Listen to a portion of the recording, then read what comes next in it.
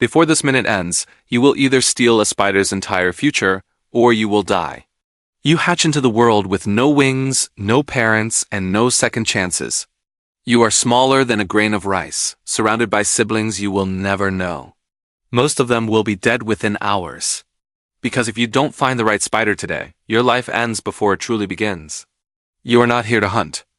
You are not here to grow slowly. Your survival depends on invading another animal's home, hijacking its body, and turning its future into your own. This is not a wasp.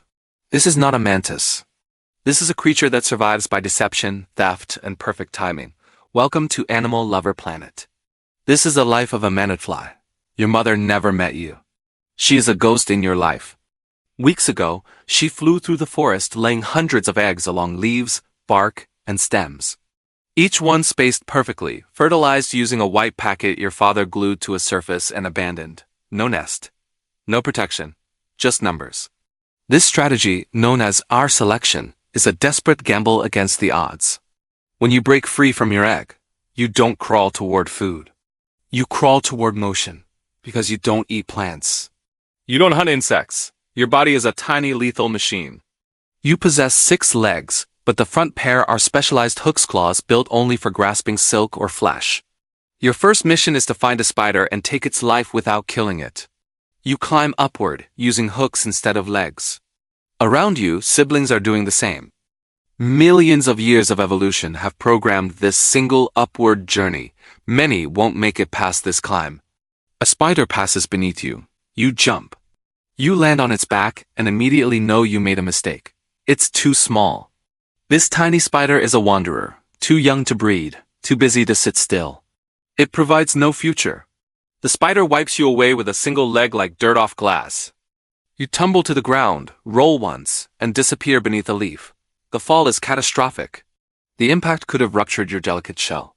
Out here, mistakes mean death. You wait. Minutes turn into an hour. The sun threatening to dry you out completely. Another spider approaches. This one is heavier, slower.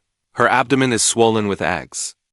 This is a mature female, likely a wolf spider or nursery web spider, a species known for massive egg sacs. This time you don't hesitate. You jump and land behind her rear leg, sliding your claws into the soft plates of her body. She doesn't feel a thing. For her, you are just another speck of forest dust. For days, you cling to her underside. You are a silent passenger in a journey of life and death. She hunts, she grooms, she spins silk across branches. You don't move. Your metabolism slows to a near stop. You survive on stored energy, a tiny biological ticking clock. She remains oblivious. The stress and chemical signals of her impending egg-laying mask your presence entirely. Eventually, she crawls into a narrow gap between 2 rocks, a dry, hidden space. She begins cleaning the surface. She's preparing to build an egg sac. This is the moment you have been waiting for. The culmination of your first life stage. You stay exactly where you are as she weaves her future layer by layer. The silk feels like thick protective armor being built around you. When she leaves, you crawl down her body and slip through the silk. Inside are hundreds of eggs. A feast. A lifetime of sustenance sealed in a perfect white sphere. You bite one. Warm fluid spills into your jaws. You keep feeding. You eat 1, then 2, then 3. The change begins immediately. Something slams into your side. Another Mantidfly larva followed you inside. He too successfully hitched a ride. But this safe haven is only large enough for one, your sibling. There isn't enough food for both of you and instinct doesn't allow mercy. This is not personal. It is a genetically programmed necessity, the life of the fittest. You grab it, twist, tear. The fight is fast and brutal, fought in the suffocating darkness of the spider's future. It dies instantly. You return to feeding until every egg is gone. You gorge, drinking the future of the spider until you are swollen and ready. You shed your larval skin one final time. Then you seal yourself inside the sac with silk of your own and wait while your body dissolves and rebuilds. This process, known as holometabolism, is one of nature's greatest transformations. Weeks pass. When you break free, you don't recognize yourself. Your legs are longer, your eyes are sharper. 2 soft wings hang folded against your back. You are now in your adult form, a neurological predator designed for ambush and speed. You look like a wasp but wrong. This is a deliberate evolutionary deception called Batesian mimicry. Below you, ants swarm the bark, drawn by the remains of the egg sac. One grabs your leg. You react without thinking. Your claws snap forward and crush its head. The power of your raptorial forelegs is instantly realized. You jump, fall through leaves, hit the ground, and hide between rocks. The world is overwhelming, full of immediate threats. Later, you crawl out and try to fly. You fail. Your wings are stiff. Your muscle memory is non-existent. You try again. This time you lift. An awkward, drunken ascent, but you are airborne. At first, nectar keeps you alive, but barely. It is fuel, but not the protein you need for breeding.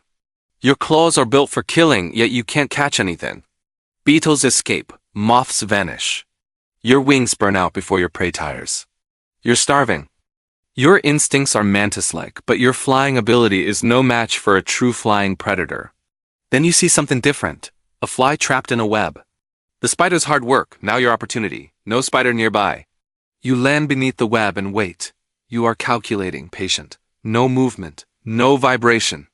One clean pull. You snatch the fly and sever the silk in a single practiced motion. The spider feels it too late.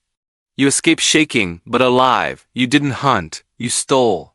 The lesson is learned. Work smarter, not harder. You return to the same web night after night, until one day another Mantidfly is there. She's older, bigger, missing a leg, a seasoned veteran. She knows the rules of the territory. She takes the fly before you can move. When she turns to leave, you strike. The clash is brutal. Two mimic wasps fighting in reality. Claws slam into her thorax. You crash through leaves, tearing membranes and shell. She drives a claw into your abdomen. You strike blindly until something soft gives way. Her eye. She escapes, wounded. You survive, damaged but alive. Out here, nothing is given. Everything is taken. Your war wound is a badge of honor. Weeks later, a male approaches.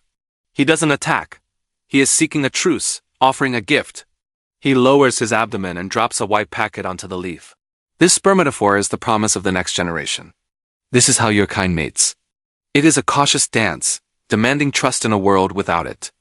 As you move closer, a shadow flashes overhead. The world suddenly goes silent.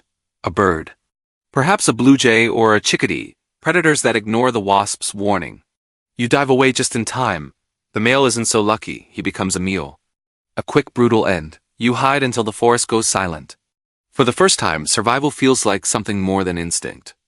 It is a strategic choice, a terrifying solitude. Chapter 9. Becoming the Lie, 17 o'clock to 19 o'clock. You lay your eggs with perfect spacing. You complete the cycle, ensuring the survival of your lineage. Wasps circle you and leave you alone. Your mimicry is flawless. You don't just look dangerous, you move dangerously. You sound dangerous. You feel dangerous. You fight spiders directly now. You win. Your confidence is absolute. Your forelegs are too fast for most spiders. Nothing challenges you. Until something finally does, the natural order is about to reassert itself. A hornet rises from the grass. Not a wasp, a true predator. A vispa. It doesn't rely on sight, but on chemical signals. You hold your pose. Perfect mimicry. It doesn't hesitate. The hornet is not fooled. It recognizes the subtle, fatal difference. The sting slides between your plates. A biological lockpick, finding the weakest point in your armor. Venom shuts your body down instantly. You die frozen in the exact position that once kept you alive. The ultimate irony, above you, one of your eggs cracks open. The cycle continues, a life for a life. Another life begins. Life as a Mantidfly is brutal, but somehow, there's an animal out there that has it even worse. An animal that builds a perfect home only to have it invaded and turned into a nursery. Trust me, you don't want to miss it. Subscribe to Animal Lover Planet, because nature is stranger than fiction.